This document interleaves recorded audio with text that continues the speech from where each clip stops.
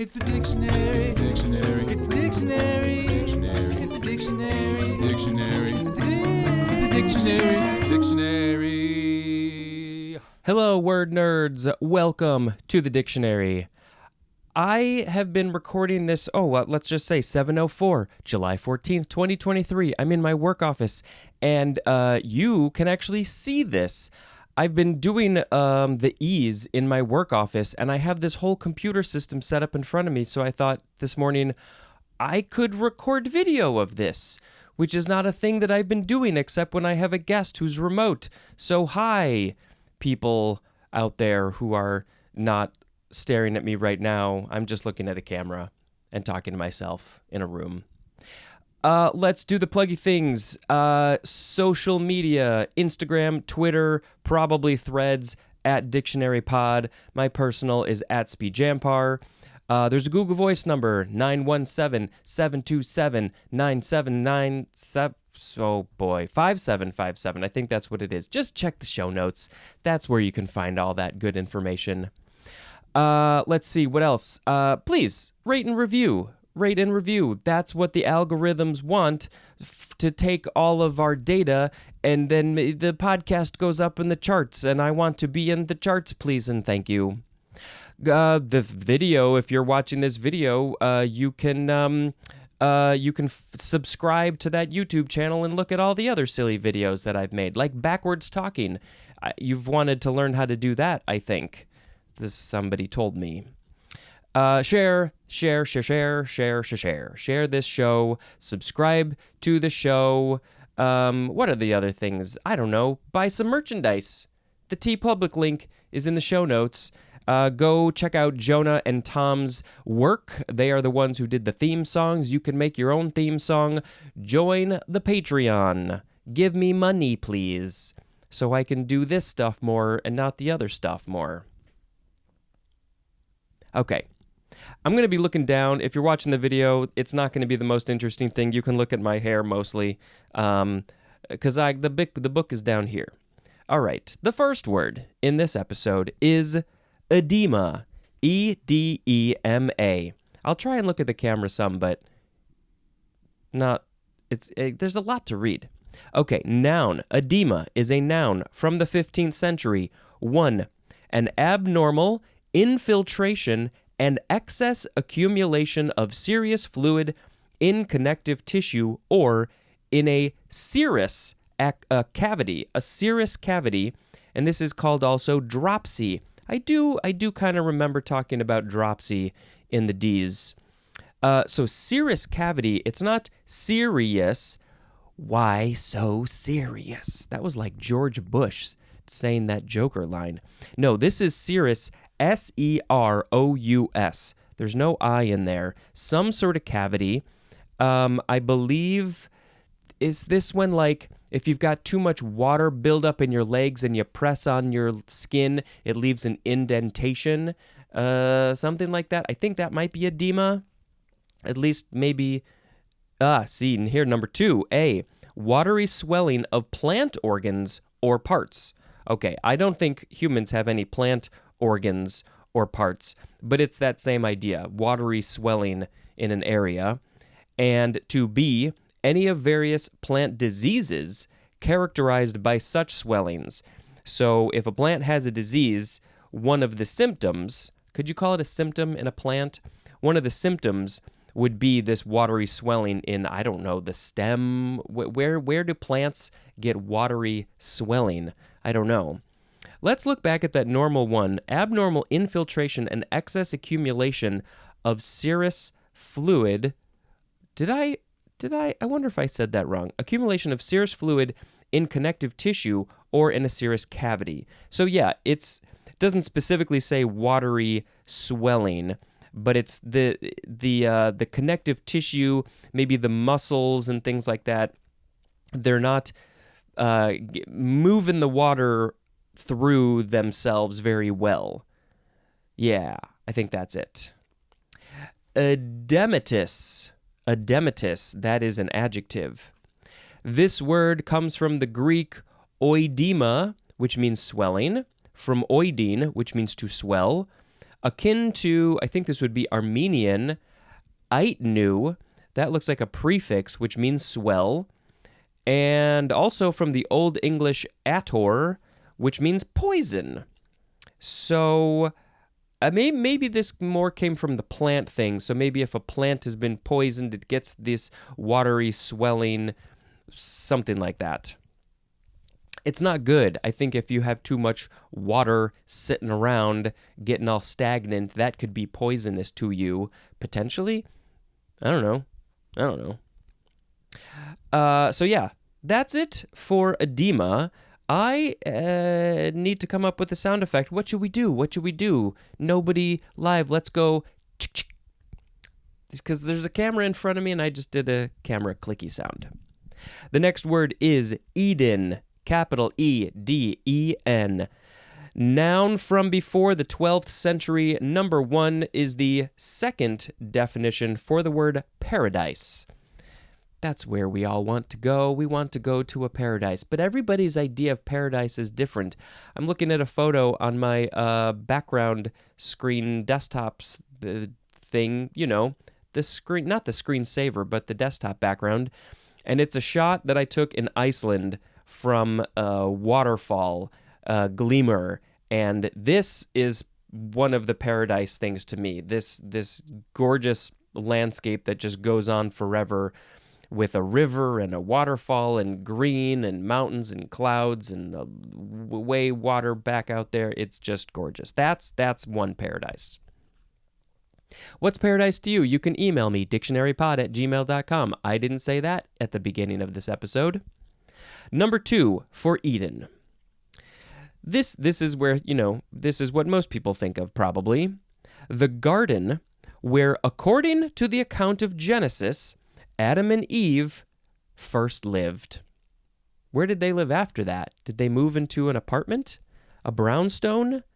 This is the place where they say the first 2 humans were living and it was a paradise, and then the snake was like, yo, eat this apple, and Eve was like, I'll eat the apple. There's a lot of problems with this story. So many problems. The first of which being, it's just not scientific at all. End of story. Number 3, a place of pristine or abundant natural beauty.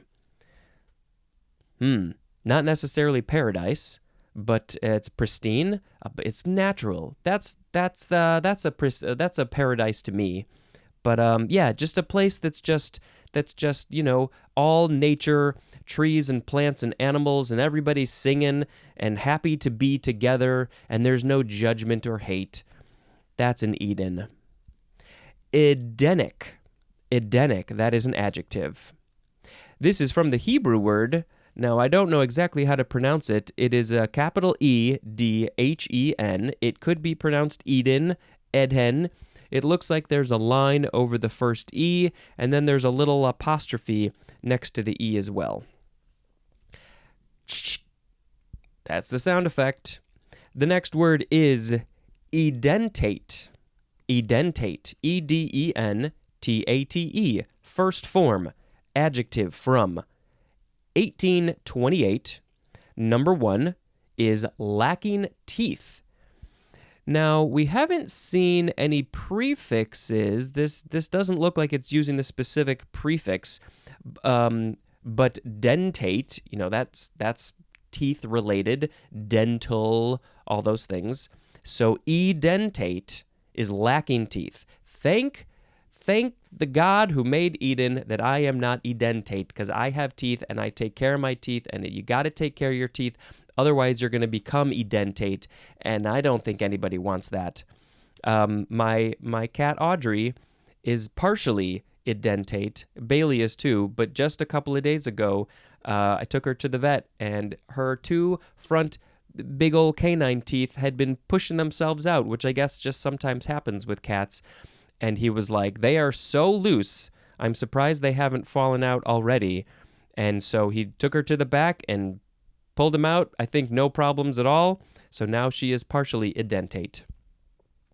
Number 2, being an edentate, which I think is going to be the next form of the word. That's the noun. This is from the Latin edentatus, or maybe just edentatus. Edentatus, that's a fun word, which is from the verb edentare, which means to make toothless. To make toothless. I'm going to sock you one good and make you toothless. Like that dragon in How to Train Your Dragon.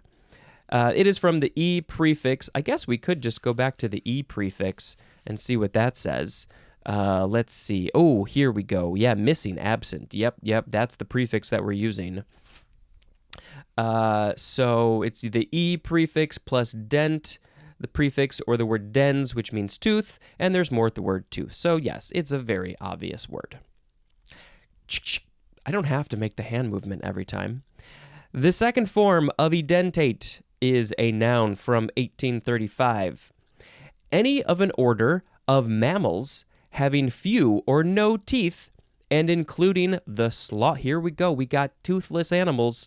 Sloths, armadillos, and New World anteaters, and formerly also the pangolins and the aardvark.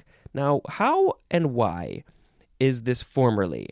Why are the pangolins and aardvarks formerly part of this order edentata? Did at some point in the scientists say, okay, you cannot be part of this group because why? Because are you not mammals? Do you have teeth that they think they didn't have teeth before?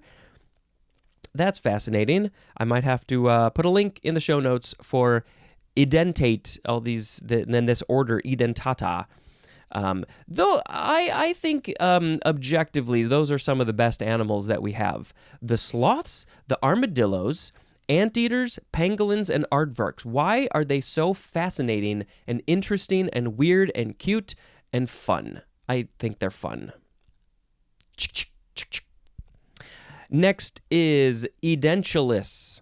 So it is edentulous, edentulous.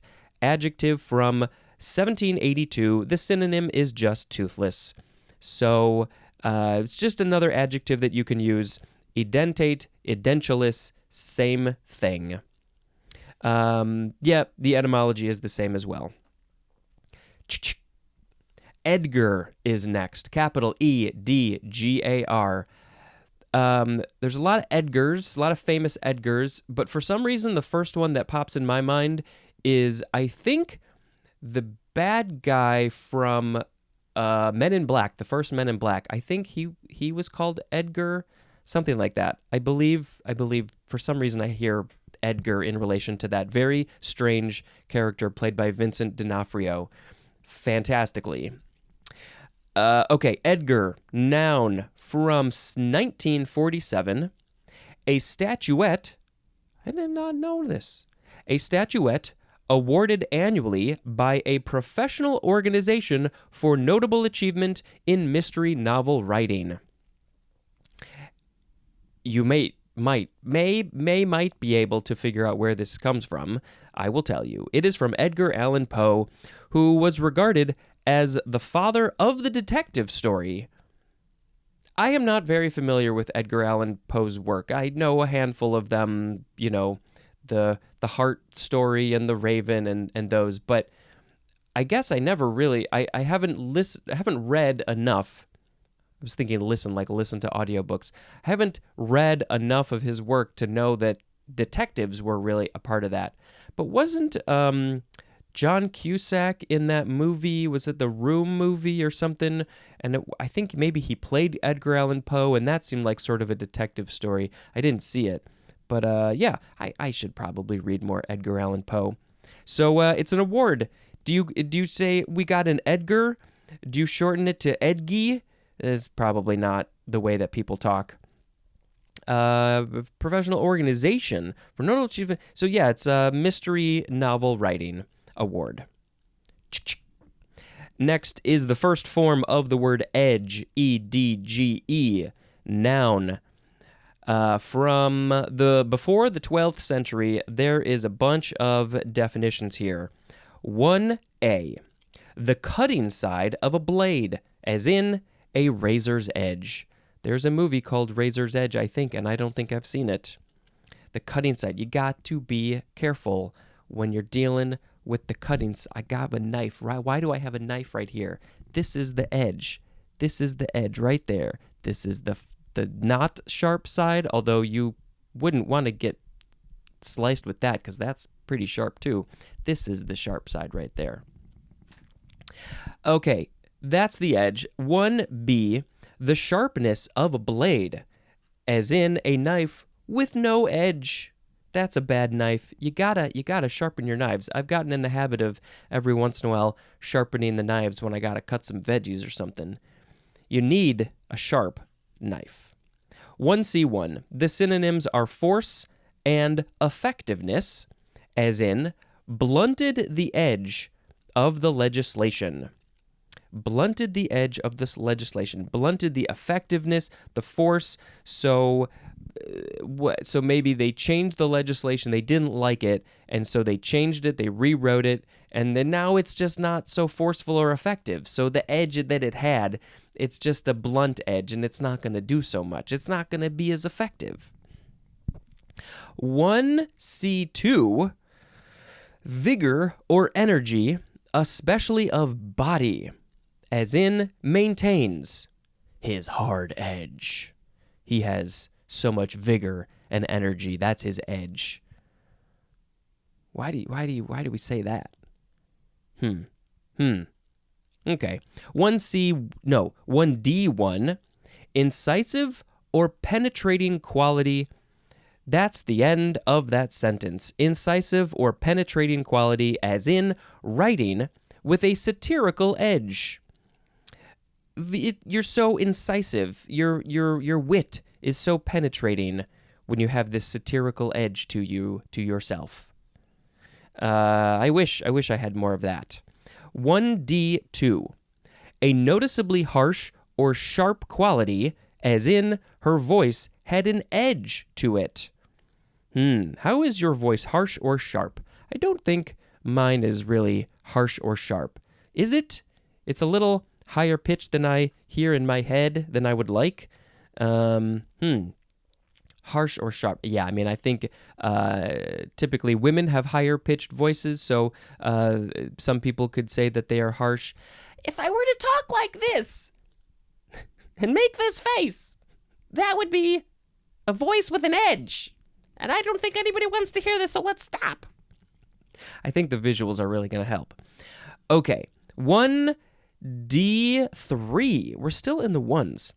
A secondary but distinct quality, as in rock music with a bluesy edge. So secondary but distinct is very distinct. Would the Rolling Stones, they were rock but also bluesy. Were they more bluesy than rock? Were they more rock than bluesy? I am not an expert on the Rolling Stones music. So maybe we could describe the Rolling Stones as having a bluesy edge. It's distinct. It's there. You notice it. It's sharp like a knife. It's not a blunt edge. It's a sharp edge. Okay, 1E. Keenness or intensity of desire or enjoyment, as in, lost my competitive edge. I never had a competitive edge. I was not a competitive kid or adult. I don't care. Let's just have fun. Keenness or intensity of desire. Yes, if you have as much desire or enjoyment. Ooh, yes, I want to do this thing so hard. That's my edge, I guess. 2A. We finally got to the twos, and you probably saw a cut there. Sometimes I just have to cut. I got a phone call. I'm not going to put all that in the episode. Sometimes I got to blow my nose. I got to sneeze. So yeah, sometimes there's going to be cuts, but by and large, no editing, and that will be very obvious when you watch this video, other than that one cut. Maybe there will be another one. We'll see. Okay, 2A. The line where an object or area begins or ends, and the synonym is border, as in on the edge of a plane. Oh, it's so nice walking through the plane. There's little butterflies and little beautiful flowers. And then you get to the edge of it, that's the border, and then all of a sudden, there's a skyscraper. 2B. the narrow part adjacent to a border, as in the edge of the deck. The edge of the deck. So, the narrow part adjacent to a border. So there's the border, and then the narrow part is next to it, adjacent to it. Right? Is that, I don't know. It's the edge of the deck. That's the edge of it. It's just, that's where, don't walk off the edge. Hopefully there's a railing. You don't want to fall off the edge. Okay, 2C1, the point near the beginning or the end, especially the synonyms brink and verge, as in on the edge of disaster. The brink of disaster, the verge of disaster. Disaster is coming. We don't want the disaster to come. Please and thank you. No disasters. We're right on the edge of it. It's just right there. We're right there on the edge of disasters with climate change. They're happening. We're past the edge, I think. Okay, 2C2, the threshold of danger or ruin, as in living on the edge. Think, why am I blanking on the name of that band? They have that song, Living on the Edge. And then Weird Al did the fantastic parody, Living in the Fridge. It's so wonderful. So wonderful. Okay, so the threshold of danger or ruin.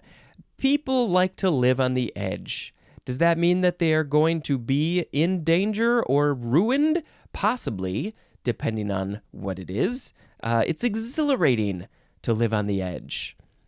It's fun. It's fun. I don't really do it, but I sometimes. I've jumped out of a plane, did a big old bungee jump.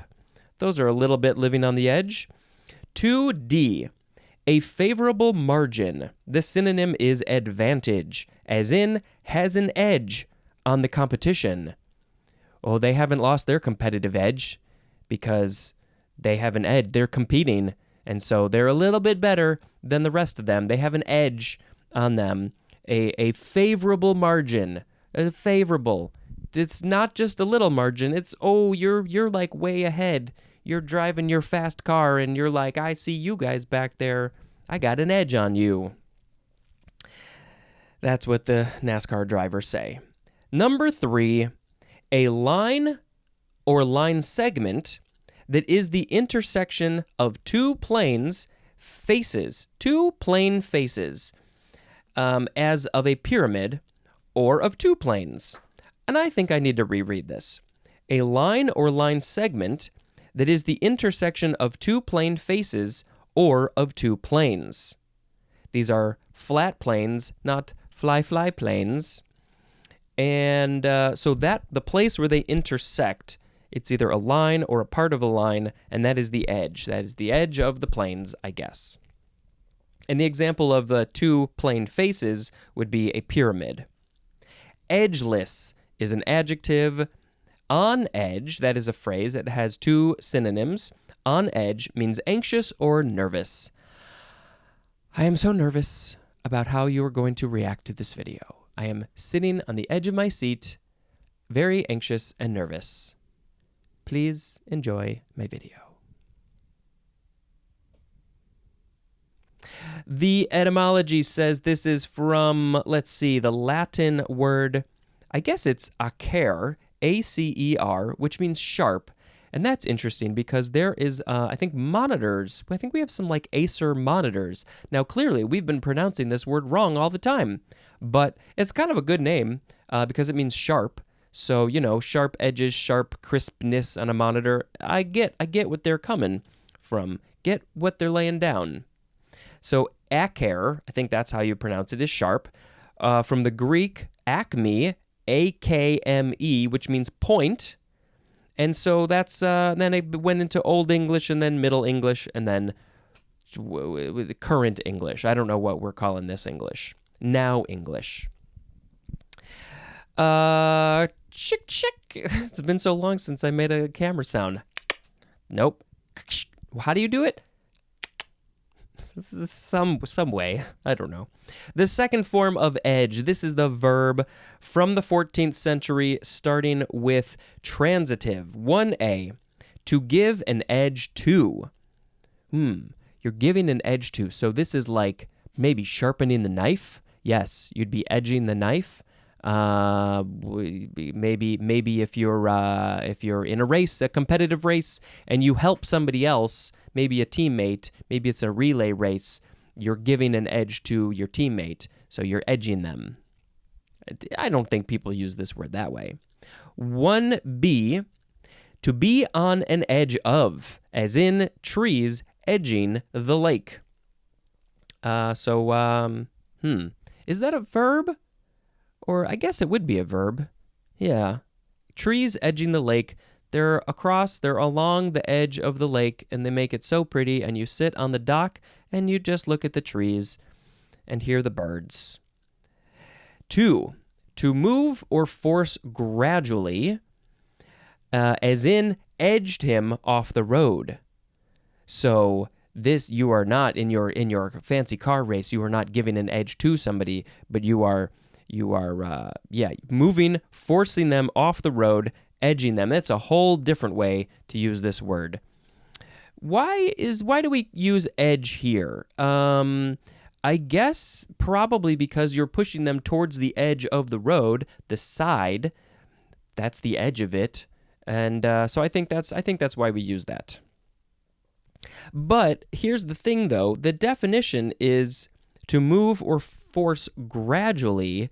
So, but what other context can you use this verb edge, moving or forcing gradually, when you're not pushing them towards the edge of a thing? Can you edge something else that's not to the edge of a thing? Maybe it's only in this one context. I don't know.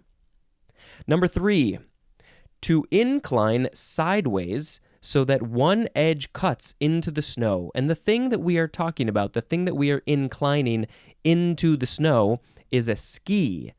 The thing that you put on your foot so you can go down the snow hill very quickly and in a fun manner.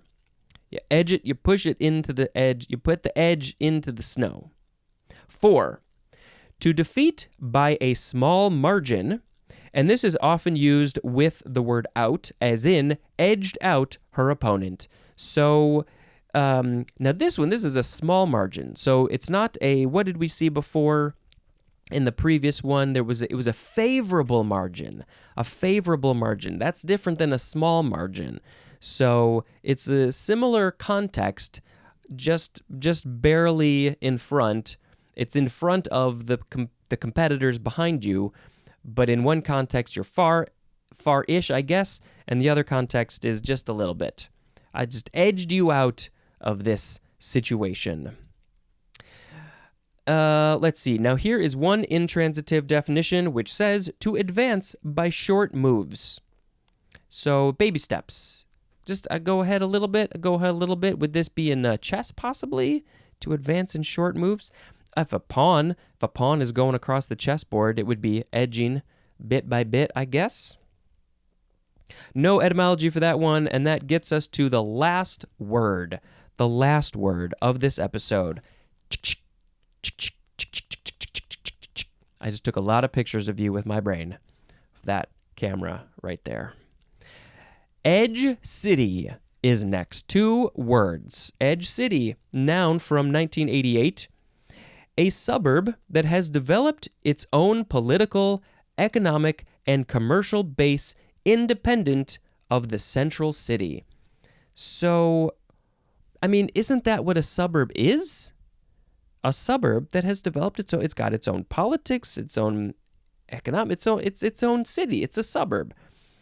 I guess, is it possible that there are suburbs of a city that it's just literally a part of that city, but it's just has a different name, but it's still part of the same city? I never really realized that. I just thought all suburbs were their own cities to begin with, but I guess not. Okay, but here's the other question. Does it have to originally be a part of the city, or can a suburb that's on the edge of a city be considered an edge city, even though it was its own city from the beginning, but it's next to a bigger city? So, for instance, I live on an edge city because our city borders the city of Chicago, but I don't think we were ever part of Chicago in any way. I think we were always our own city, I think. We're not big enough to be a city. It's like a township or something. But we do say city too. We use them all. I don't know why. That's weird. I'm going to say we're an edge city. Okay, those were the words. It is time for the word of the episode, so I have to quickly reread the words. We had edema, Eden, edentate, edentulous, Edgar, edge, and edge city. I'm just going to pick edge city because I live in an edge city. I live in an edge city. Terrible song, but I don't care. It's edge city here today. Sure, that's fine. I feel like there might be a couple of weird hiccups in the video. I'm seeing it over there, but it's fine. The next thing that I'm going to do is talk about another movie that I watched, because that is the habit that I have gotten into, and I have them all here on a list. Look, you can see my phone. It's a dictionary phone. You can buy one of these on the TeePublic link. Okay. Insidious 3. So I went back. Insidious 2, I talked about it in the previous episode. I think that's the one where we learn about Patrick Wilson's past and why he is the way he is, and, you know, where did all of that come from and how we got started and how we meet Lin Shaye's character. And then in the third one, this is the one that takes place in the apartment. So this is a prequel to the first one, maybe a prequel to the second one too. I can't remember. This is when Lin Shaye meets the two guys who are helping her with the tech stuff. I think that's when they meet, if I remember correctly. And yeah, there's some also just super creepy stuff in this one. Some good things. Yeah, the movies are fun, so you know, just enjoy them. Yeah. Hey, that's the end of this episode. Thank you very much for listening and possibly watching. I might even put a clip of this up on maybe social media or YouTube early. This is not going to air for many weeks, but, you know, I want to give you maybe a little taste of something. So, hey, go check out my podcast, The Dictionary. Share, subscribe, follow, rate, review, do all those things. And until next time, this right here is Spencer dispensing information. Goodbye.